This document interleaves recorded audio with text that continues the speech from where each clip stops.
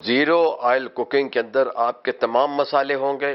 پیاز ہوگا، لہسن ادرک ہوگا، جو آپ کو مسالے پسند ہیں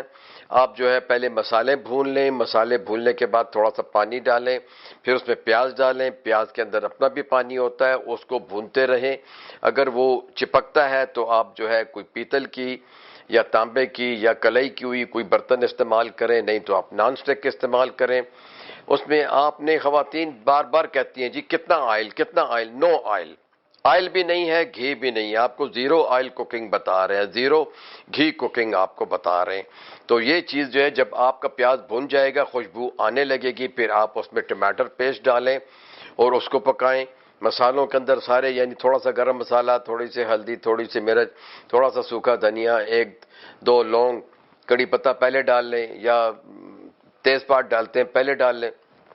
اچھی طرح بھونیں۔ گو کہ ان چیزوں کے اندر آئلز قدرتی بھی ہوتے ہیں جو کہ مسالوں میں ہوتے ہیں، لیکن یہ ہے کہ غذائیت تو صرف آپ کی سبزیوں سے آئے گی۔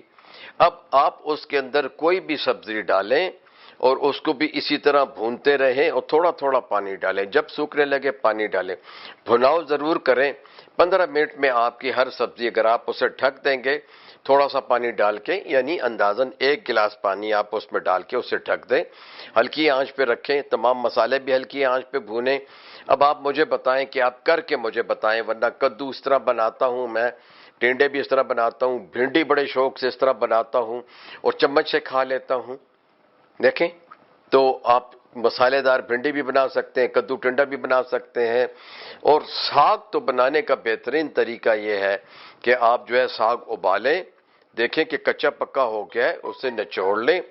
ہاں اس کو جو ہے آپ آلیو آئل کا 1 چمچ کا بکار لہسن ادرک کا دے دیں، اس کو ڈب روٹی یا روٹی کے ساتھ کھائیں، آنکھوں کے لیے اچھا ہے، آئرن ہے اس کے اندر۔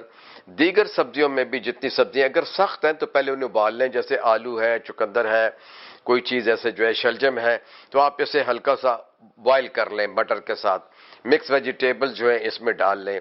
دال بھی اس مسالے کے اندر آپ ابلی ہوئی دال ہونی چاہیے، ابلی ہوئی دال جو ہے آپ اس مسالے میں ڈالیں اور اس کو جو ہے ہلکی آنچ پہ تھوڑا سا پانی ڈال کے جو ہے پکاتے رہیں۔ جو لوگ بالکل صحت مند ہیں، یعنی جو کیونکہ اتنی جلدی تو یہ عادت ختم نہیں ہوتی،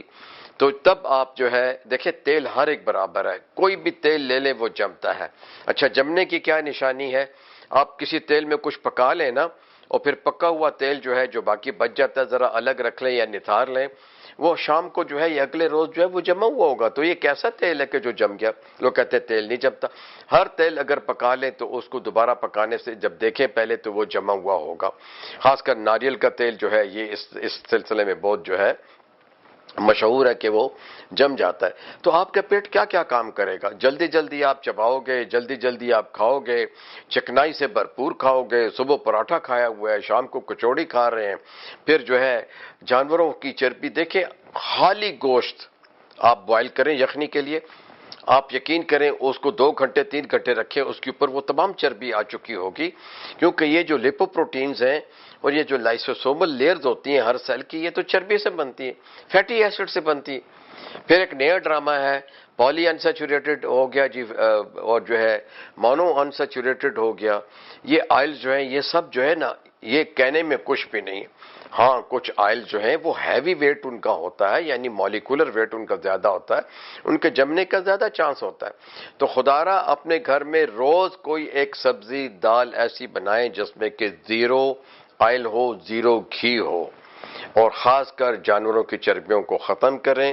تو جو میں نے تمام غذائیں بتائیں تھیں جس میں کہ لہسن تھا، ادرک تھا، پیاز تھا، کچا بھی کھائیں، پکا کے بھی کھائیں، جوس میں بھی لیں، کہوہ بنائیں، پھر کلونجی ہے، پھر آپ کے پاس زیرہ ہے، پھر آپ کے پاس میتھی دانہ ہے، یہ تمام چیزیں جو ہیں، پھر آپ کے پاس بیریز ہیں، پھر تمام پھل ہیں، پھر گاجر کا جوس ہے، چقندر کا جوس ہے، یہ ساری چیزیں جو ہے آپ کی خون کی رگوں کو کھولتے ہیں۔ ساتھ ہی میں ایک اور آپ کو بتا دوں کہ آپ نے ان غذاؤں میں کوشش کریں کہ آپ کی زبان کم نمک کی عادی ہو جائے اور کم سے کم تیل کی عادی ہو جائے، تو آپ دل کے دورے سے بچ سکتے ہیں۔ کر کے دیکھیے۔ اور جو امراض پہلے سے ہیں، جیسے کہ جوڑوں کا درد ہے شدید، یا دمہ ہے، یا پہلے سے ہارٹ کی بیماری ہے، یا ذیابیطس شوگر ہے، وہ ادویات اپنی استعمال کریں اور اپنے کارڈیالوجسٹ یا جنرل فزیشین سے گاہے بگاہے رابطہ رکھیں۔ از خود جو ہے لوگوں کے کہنے کے اوپر جو ہے نا مسالے دار چیزیں اور بنی ہوئی چیزیں جو ہیں ہر وقت یہ استعمال نہ کریں، خاص کر جانوروں کی جتنی بھی چیزیں جو ہیں ان میں چربی ہوتی ہے، اس میں فیٹس ہوتے ہیں، لیکن نوجوانوں کے لیے اس کی کوئی پابندی نہیں ہے، لیکن وہ بنج ایٹنگ نہ کریں،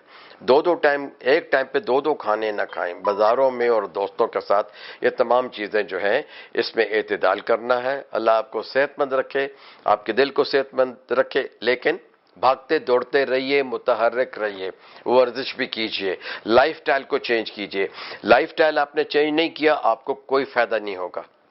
شکریہ۔